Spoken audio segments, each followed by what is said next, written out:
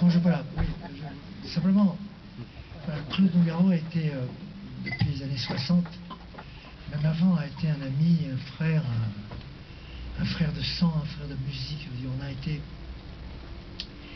a été ensemble de façon tout à fait extraordinaire. Moi, j'étais dans les années 50, je faisais des choses en concert, comme ça, avec des orchestres.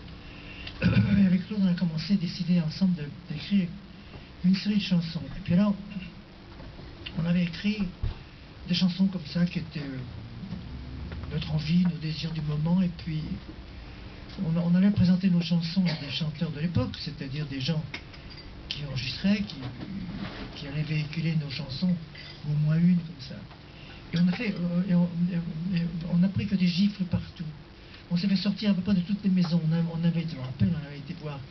Il y avait des gens comme Dario Moreno, par exemple, qui étaient des chanteurs à l'époque. Rien. Ils écrivaient des chansons comme ça, aller voir d'autres.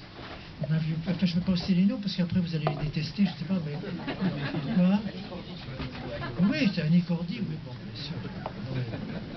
Et puis elle m'a dit, mais enfin mon petit, mes petits, qu'est-ce que c'est que ce genre de chansons-là là, bon.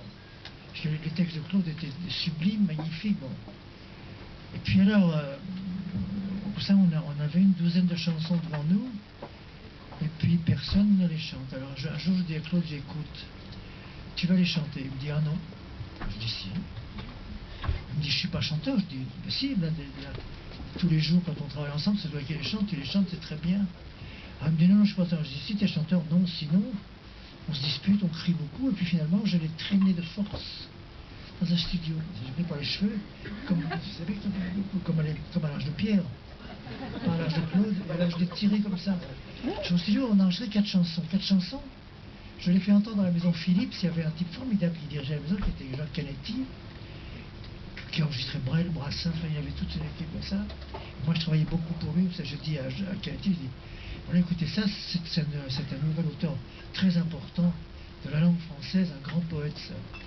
Canetti, il écoute le disque, il me téléphone de 3 jours après, il me dit non, ça vaut rien du tout, j'en veux pas. Alors je me mets très en colère, je dis écoutez, vous allez faire une erreur historique. Et comme je ne veux pas, comme j'ai beaucoup d'amitié pour vous, je ne veux pas passer des erreurs historiques, je vais l'enregistrer chez vous, malgré vous. Alors on a pris un petit ensemble, pas trop cher, on a pris quelques musiciens, Eddie Louis à l'orgue, au piano, dans la musique rythmique. Et on a enregistré les premières chansons. Il y avait le cinéma, il y avait toutes ces chansons qui sont devenues après les Don Juan qui sont devenues assez célèbres. Et puis, Claude est devenu tout à coup, le lendemain, quoi, vraiment une vedette et un homme incontournable, enfin un poète formidable. Et puis, moi j'ai commencé à travailler beaucoup pour le cinéma, j'avais pas beaucoup de temps à lui consacrer, lui, il voulait. Alors il est parti avec d'autres, il a fait des tas de choses, il a fait, bon, la carrière que vous avez sûrement suivie, parce que c'était un homme tout à fait